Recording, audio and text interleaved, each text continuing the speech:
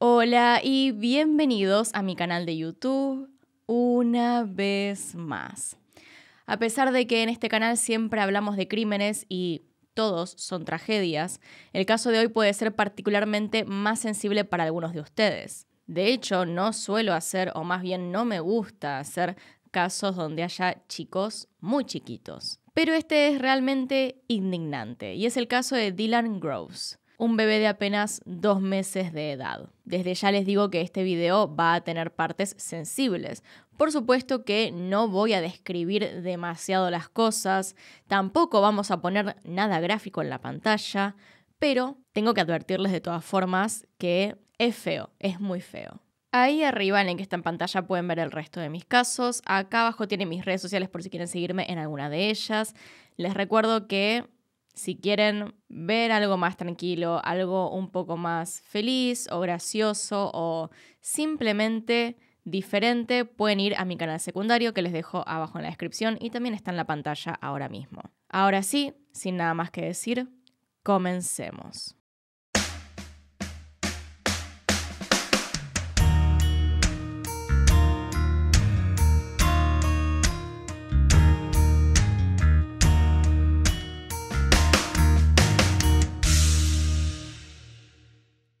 Para comenzar a hablar de Dylan, tenemos que primero hablar un poco sobre sus padres. Daniel Groves nació el 20 de octubre de 1977 y su madre, Jessica Groves, el 31 de mayo de 1979. Ambos eran oriundos del condado de Scioto, Ohio, y llevaban casados más de una década. Además, ya tenían un hijo de 14 años llamado Daniel Groves Jr. Si ya conocen este canal sabrán que suelo contar un poco sobre el contexto del crimen, pero se sabe poco acerca de los Groves, y justamente es esa falta de información lo que llevó a que hoy estemos contando esta historia. Lo único que sabemos es que Daniel trabajaba en un local de insumos para granjas y Jessica era enfermera. Aunque la licencia de trabajo de Jessica expiró en octubre de 2018 y no se tiene registros de cuándo fue que trabajó por última vez. Lo que sí sabemos sobre los Groves son dos cosas. Primero de todo, ambos estaban atravesando una fuerte adicción a los opioides, la cual está catalogada actualmente en Estados Unidos como una epidemia del alcance nacional. Lo segundo que sabemos es que en octubre de 2018 Jessica se enteró que llevaba 5 meses y medio de embarazo. Es decir, que durante 5 meses de gestación ella siguió consumiendo, sin saber que estaba embarazada, lo cual por supuesto traía una gran probabilidad de afectar a su hijo. Es así entonces que su segundo hijo nació 3 meses más tarde, el 10 de enero de 2019 y fue llamado Dylan. Los Groves fueron al hospital aquel día cuando Jessica ya tenía una dilatación de 9 centímetros y se mostró muy poco colaborativa, comportándose de mala manera con las enfermeras y con una actitud extraña que le llamaba la atención a todos. Ella no quería que le hicieran un examen de sangre. Es entonces que logran obtener en el hospital una muestra de orina, y tras un examen a esta se pudo determinar que Jessica estaba drogada en ese preciso momento en que entraba en parto. Para poder actuar rápido y salvar la vida del bebé, Jessica tuvo que dar a luz sin una epidural ni otras drogas típicamente utilizadas para dar a luz, ya que podrían interferir en la condición de salud del bebé y dificultarían el tratamiento próximo al que iban a tener que someterlo. Dylan Groves nació horas más tarde tras un parto prematuro y fue inmediatamente conectado a un respirador. Luego de un rápido examen de orina se pudo determinar que también había drogas en el sistema del bebé. En el cordón umbilical del niño encontraron morfina, metanfetaminas, anfetaminas y fentanilo, un opioide más fuerte que la heroína y la morfina. Horas más tarde de su nacimiento, Dylan comenzó a mostrar señales de síndrome de abstinencia neonatal, lo que quiere decir que Jessica consumió drogas durante su embarazo el tiempo suficiente para volver al bebé adicto desde nacimiento. Dylan permaneció 5 días en el hospital mientras los servicios de protección infantil comenzaron los trámites para que el niño fuera ingresado al programa de foster care o acogimiento familiar en español. Esto no significa que el niño fue dado en adopción, sino que viviría de manera indeterminada con otra familia con el objetivo de que pudiera regresar tarde o temprano a vivir con sus padres en mejores condiciones. El 15 de enero de 2019 los agentes se contactaron con una foster mom de la zona, Andrea Bowling, maestra de primaria. Andrea tenía un hijo en la universidad y ya había tenido a su cuidado a una pareja de hermanos de 6 y 7 años, por un año entero hasta que pudieron regresar con sus padres. Ser un foster parent requiere de muchos requisitos. En Estados Unidos se requieren de 40 horas de clases, además de exámenes psicotécnicos, farmacológicos, médicos y de antecedentes penales, así como también de una inspección de hogar. Andrea cumplía, obviamente, con todos estos requisitos. Y ese mismo día, tras salir del trabajo, se llevó a Dylan del hospital a su casa. Gracias a la ayuda de su familia, pudo conseguir todo lo necesario para cuidar al bebé en poco tiempo.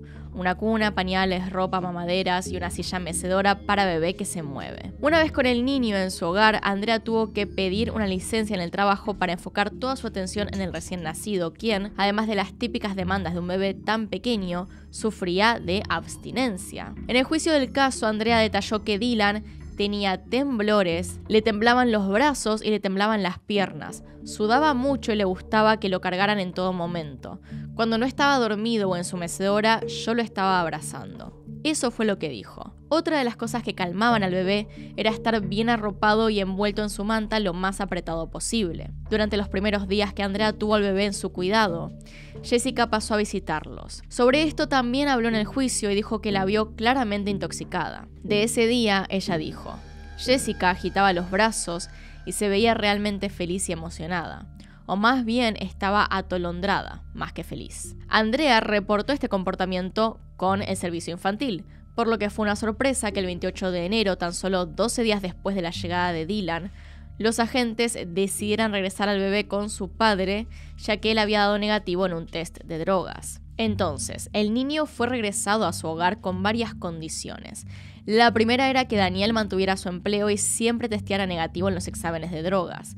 También tenían que asegurarse de que el bebé fuera al pediatra y tuviera un seguimiento médico riguroso. Además de que Jessica podría visitarlos durante el día, pero no vivir con ellos. Y por último, debían permitir que los servicios infantiles visitaran al bebé en su hogar al menos una vez a la semana. Ya de vuelta con su padre, el bebé fue llevado a un pediatra 2 veces en febrero, donde se constató que estaba evolucionando positivamente y no mostraba señales de violencia o heridas. Sin embargo, las visitas semanales de servicios infantiles no ocurrieron con aquella frecuencia. Fue recién el 28 de marzo cuando un par de agentes visitaron a los Groves, y en aquella visita constataron que el bebé estaba en brazos de su madre y bien arropado. Esta fue la última vez que alguien vio con vida a este bebé. Con todo esto dicho, entonces, pasemos al día de los hechos.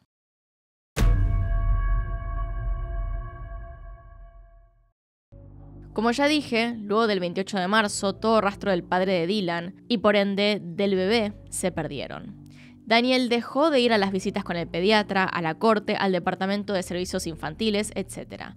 Los agentes se contactaron con su trabajo y descubrieron que en realidad Daniel ya no trabajaba allí desde mediados de 2018. Esto quiere decir que Daniel había mentido en su informe a los servicios infantiles y ahora tanto él como su bebé estaban desaparecidos. Fue así como el hermano mayor de Dylan, Daniel Jr., de 14 años de edad en aquel momento, fue puesto dentro del sistema de foster care por su seguridad y se hizo una denuncia legal de la desaparición de Dylan. Finalmente la policía consiguió una orden de allanamiento el 10 de junio de 2019 y ese mismo día arrestaron a Jessica, quien se encontraba en la casa, aunque no pudieron localizar a Daniel ni a Dylan, ya que ninguno estaba allí. La detective asignada al caso, Jodie Kunkel, declaró más tarde en el juicio que el día que interrogó a Jessica, ella le dijo que a Dylan se lo habían llevado los agentes de servicios infantiles, cosa que obviamente no era verdad, ya que eran los propios agentes quienes habían denunciado la desaparición del bebé. Durante el interrogatorio de su esposa, Daniel regresó a su hogar e inmediatamente fue arrestado.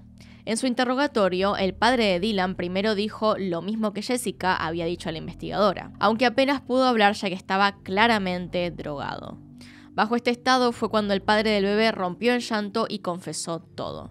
Dylan había fallecido. Daniel declaró que la noche del 28 de marzo, es decir, el día de la visita de los servicios infantiles, regresó a la casa y halló al bebé en su cuna tras haber fallecido por causas naturales, y dijo que lo habían enterrado. Guiados por Daniel, las fuerzas de policía equipados con perros rastreadores siguieron al hombre hasta el lugar donde habían escondido al bebé en medio de un bosque en la colina cercana a un arroyo, pero no hallaron nada. El 12 de junio, Daniel y Jessica se vieron por primera vez desde que fueron arrestados. La conversación obviamente fue grabada, y allí ambos charlaron sobre el crimen.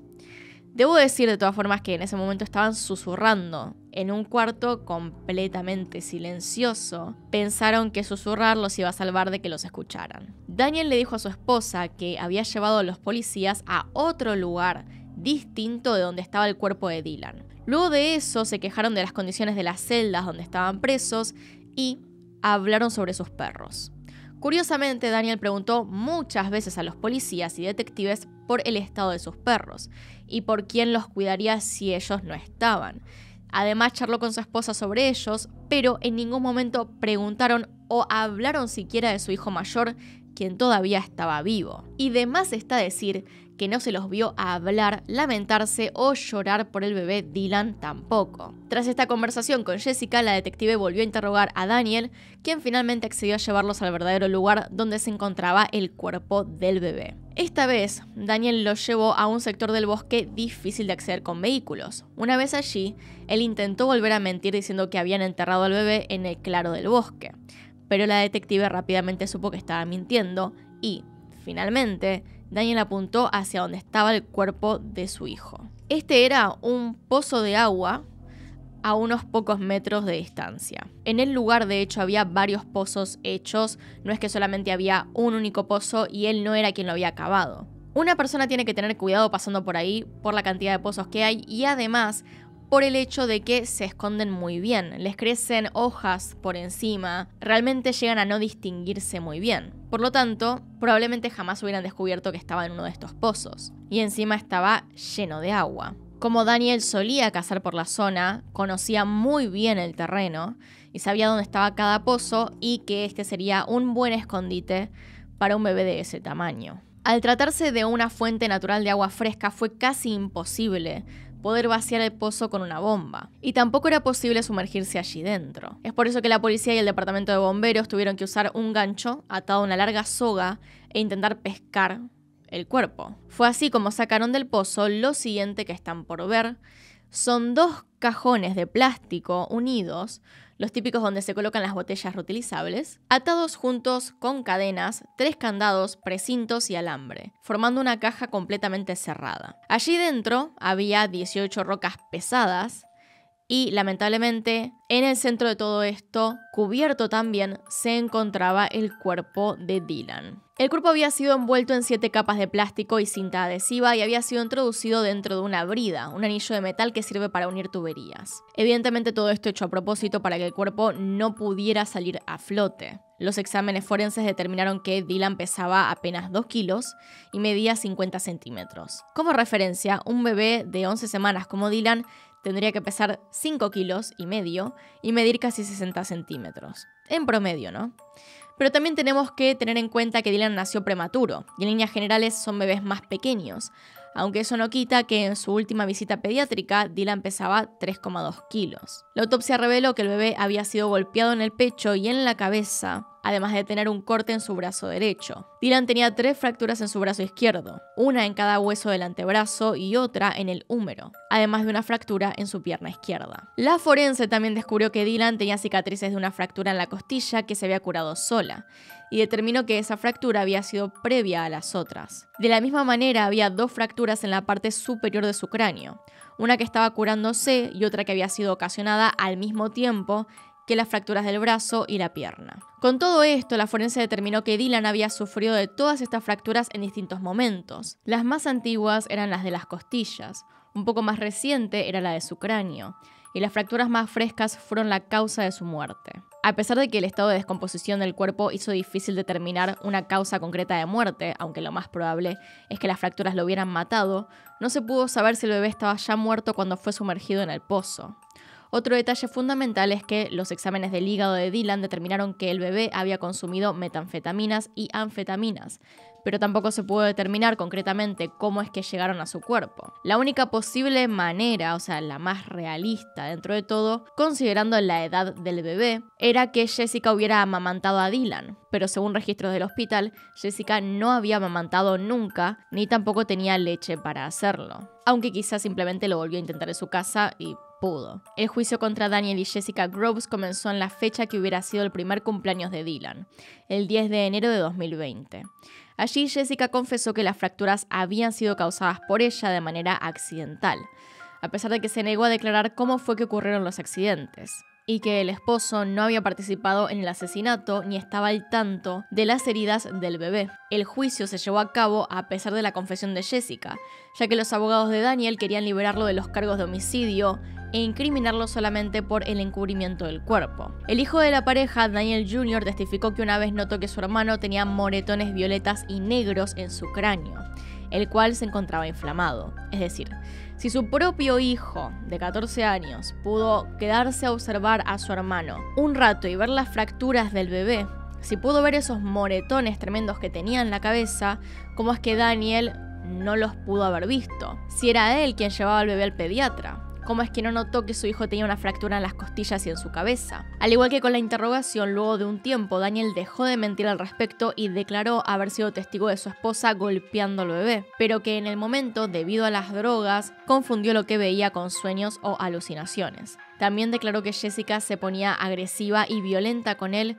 cuando se rehusaba a comprarle cocaína. Por su parte, se puede ver en el juicio que Jessica se rehusaba a dar mucho más detalles. Llegó a admitir que el golpe en la cabeza habría sido porque lo dejó caer, pero no mucho más. No dijo muchas más cosas, se negaba a cooperar y decía constantemente que por las drogas estaba muy confundida y que no recordaba mucho. También llegó a decir que todo esto del juicio había arruinado a la familia. No que ella matase al bebé, sino el juicio. Esto de que los encontraran arruinó a la familia. Un día más tarde, el 11 de enero de 2020, Jessica Groves fue sentenciada culpable de 11 cargos en su contra, incluidos asesinato, secuestro, ocultamiento de evidencia, interferencia con la custodia, 2 cargos de abuso de cadáver y 4 cargos de agresión física. Desde entonces está cumpliendo una condena perpetua, sin posibilidad alguna de libertad condicional. Daniel Groves fue hallado inocente del cargo de homicidio, pero fue condenado como culpable de los otros 10 cargos y sentenciado a prisión perpetua, con posibilidad de libertad condicional después de 47 años en prisión. Y esa es la triste historia de Dylan Groves. Es un caso definitivamente horrible, pero lo que más me impresiona